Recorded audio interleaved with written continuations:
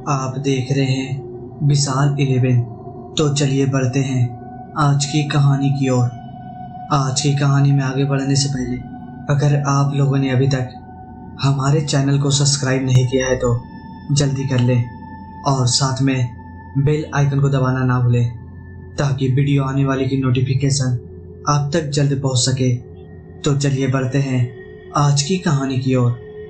ऋषि रात के 10 बजे अपनी बाइक पर बैठकर अपनी ड्यूटी खत्म होने का इंतजार कर रहा था। ऋषि एक फूड डिलीवरी बॉय था जिसकी ड्यूटी 11 बजे खत्म होती थी।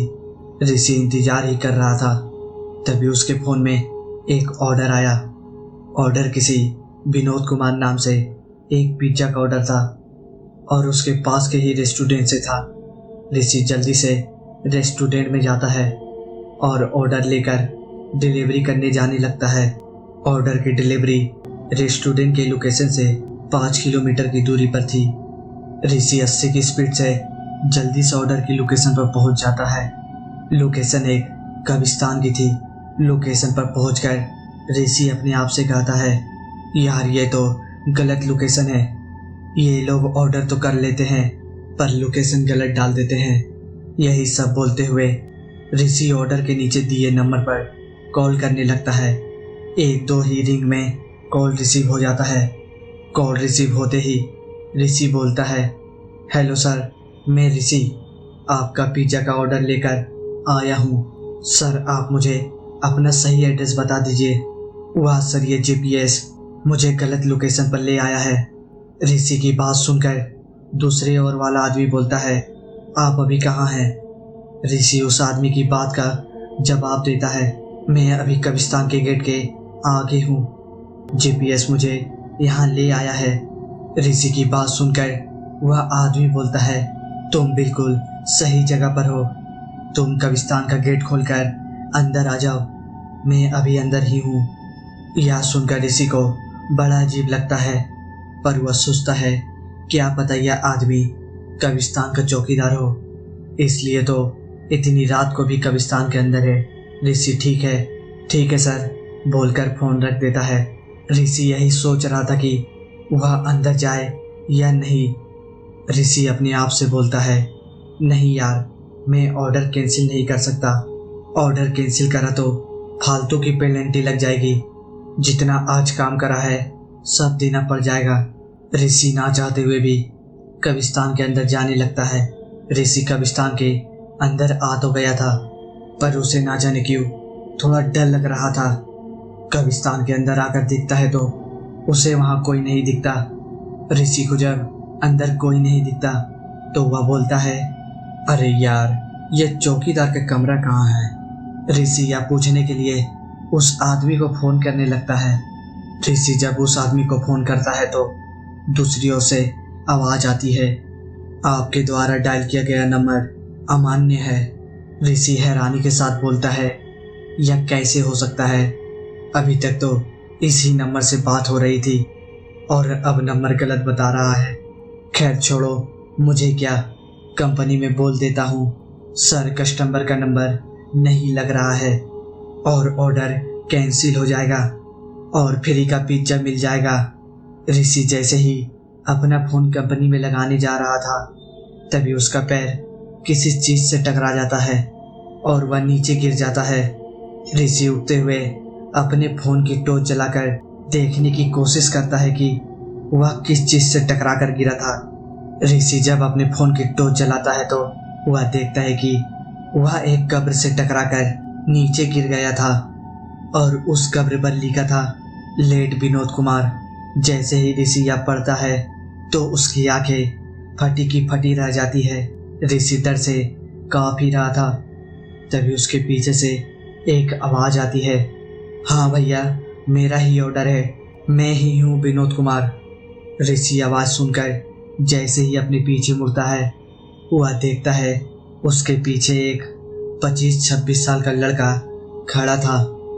ऋषि उसको देखकर डरे ही जा रहा था। तभी विनोद ऋषि से बोलता है, अरे क्या हो गया भाई, तुम इतना डर क्यों रहे हो?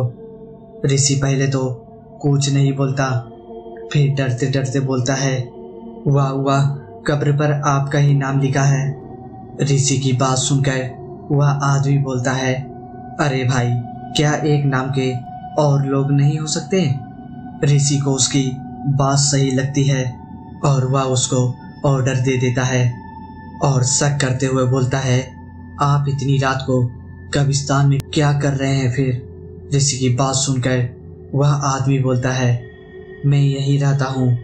यह बोलकर वह आदमी कब्रिस्तान की ओर अंदर जाने लगता है। उस आदमी का ऐसा व्यवहार देखकर ऋषि को बड़ा अजीब लगता है। ऋषि उस आदमी को जाते ही देख रहा था, तभी उसके पीछे से एक आवाज आती है, अरे कौन है? मैं कहता हूँ कौन है वहाँ? ऋषि आवाज सुनकर पीछे मुड़कर देखता है। वहाँ एक 60-65 साल का आदमी खड़ा था। उसके कपड़े देखकर लगता था वह वहाँ का चौकीदार था। अरे कौन हो बेटा? तुम और इतनी रात को इस कब्रिस्तान में क्या कर रहे हो? ऋषि उस आदमी की बात का जवाब देते हुए बोलता है, अंकल, मैं एक डिलीवरी बॉय हूँ और मैं यहाँ पिज्जा डिलीवरी करने ही आया था। ऋषि की बात सुनकर वह चौकीदार बड़ी हैरानी के साथ बोलता है, पिज्जा डिलीवरी करने? पर किसको? ऋषि जवाब देता है, यहाँ जो दूसरी चौकीदार है ना, उसको। चौकीदार ऋषि की बात सुनकर अपनी आंखें बड़ी करते हुए बोलता है, दूसरा चौकीदार? अरे बेटा, यह कब्रिस्तान है, कोई बैंक नहीं जो 2-3 चौकीदार हो। यहाँ बस एक ही चौकीदार है, वह भी बस दिन के टाइम के लिए। वैसे उसने अपना नाम क्या बताया था? ऋषि झट से बोलता है, विनोद कुमार। विनोद कुमार का नाम सुनकर वह आदमी बोलता है, वह सामने देख रहे हो, वह उसी की ही कब्र है और अब तुम यहाँ से जल्दी चले जाओ, नहीं तो यहाँ कुछ भी हो सकता है। ऋषि उस आदमी की बात सुनकर बोलता है, अब आप कुछ भी बोलोगे क्या अंकल? आज मैं ही मिला था क्या आपको डराने के लिए? चौकीदार अपनी गंभीर आवाज में बोलता है, क्या तुमने यह नहीं सोचा कि वह आदमी इतनी रात को कब्रिस्तान में क्या कर रहा है और वह अब कहाँ गया? ऋषि चौकीदार को अपने हाथ से इशारा करते हुए बोलता है, वह उस ओर गया था, पता नहीं अब कहाँ चला गया। यह बोलकर जैसे ही ऋषि चौकीदार की ओर देखता है तो चौकीदार वहां नहीं था। ऋषि डरते हुए बोलता है, अरे ये अंकल कहाँ चले गए? अभी तो यहीं थे। ऋषि सब समझते देर नहीं करता और कब्रिस्तान के बाहर की ओर भागने लगता है। ऋषि जैसे ही कब्रिस्तान के गेट के पास पहुंचता है तो कब्रिस्तान के गेट में बाहर से ताला लगा था। ऋषि डरा हुआ तो पहले से ही था। तभी उसको और डराने के लिए उसके पीछे से एक आवाज आती है, अरे बेटा, तुम अभी तक यहाँ से गए नहीं क्या? ऋषि आवाज सुनकर जैसे पीछे मुड़ता है तो वह देखता है यही चौकीदार उसके सामने खड़ा था, पर इस बार वह कुछ अलग लग रहा था। इस बार उसका चेहरा सूखा और सफेद था। वह चौकीदार ऋषि के पास आते हुए बोलता है, तुम अभी तक गए नहीं? मैंने कहा था ना चले जाओ, पर तुम नहीं गए। लगता है तुम्हें यह कब्रिस्तान पसंद आ गया है।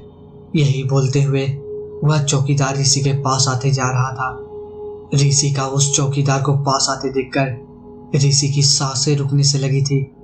वह चौकीदार जितना पास आते जा रहा था वह उतना ही भयानक होते जा रहा था। चौकीदार ऋषि के पास आकर बोलता है, मैंने कहा था ना तुम यहाँ से चले जाओ, पर तुम नहीं गए ना। चलो कोई नहीं, अब मैं तो तुम्हें कुछ नहीं करूँगा, पर वह तुझे नहीं छोड़ेगी। ऋषि डरते हुए पूछता है, कौन नहीं छोड़ेगी? चौकीदार ऋषि को उसके पीछे देखने का इशारा करता है। जैसे ही ऋषि अपने पीछे देखता है तो ऋषि को ऐसा लग रहा था जैसे उसका दिल अभी छाती फाड़कर बाहर आ जाएगा, क्योंकि ऋषि के सामने कोमल खड़ी थी। कोमल को सामने देखकर ऋषि को सब समझ आ गया था, उसके साथ यह सब क्यों हो रहा है। कोमल ऋषि की गर्लफ्रेंड थी, जिसे ऋषि ने 1 साल पहले पिज्जा में जहर देकर मार दिया था, और अब कोमल के हाथ में भी एक पिज्जा का बॉक्स था। कोमल वह पिज्जा का बॉक्स ऋषि के पास लाती है और बड़े प्यार से बोलती है, यह लो ऋषि, यह पिज्जा मैं खास तुम्हारे लिए लेकर आई हूँ। ऋषि जैसे ही उस पिज्जा के बॉक्स की तरफ देखता है तो उसको दिखता है उसमें एक हाथ कटा हुआ रखा था। ऋषि जैसे ही उस हाथ को देखता है तो उसको ऐसा लगता था जैसे उसका एक हाथ कट गया हो। जैसे ही ऋषि अपने हाथ की ओर देखता है तो वह देखता है जो उस बॉक्स में हाथ था वह और किसी का नहीं बल्कि उसी का हाथ था। ऋषि अपना हाथ देखकर दर्द से तड़पने लगा था। तभी कोमल अपनी डरावनी मुस्कान के साथ बोलती है, इसे खाओ ऋषि। ऋषि रोते हुए बोलता है, मुझे माफ कर दो कोमल, मुझसे गलती हो गई। कोमल अपनी गंभीर आवाज में बोलती है, मैंने कहा इसे खाओ ऋषि, मतलब इसे खाओ। जैसे ही उस बॉक्स को पकड़ने के लिए ऋषि अपना हाथ आगे करता है, वह देखता है उसका दूसरा हाथ भी कटा हुआ था। ऋषि दर्द और डर से तड़पे जा रहा था और कोमल मुस्कुराते हुए ऋषि का दिल देखते ही देखते छाती से निकाल लेती है। तो उसने सबसे पहले ऋषि के हाथ काटे और फिर उसने कोमल के दिल के साथ खेला था, इसलिए कोमल ने उसका दिल ही निकाल लिया था।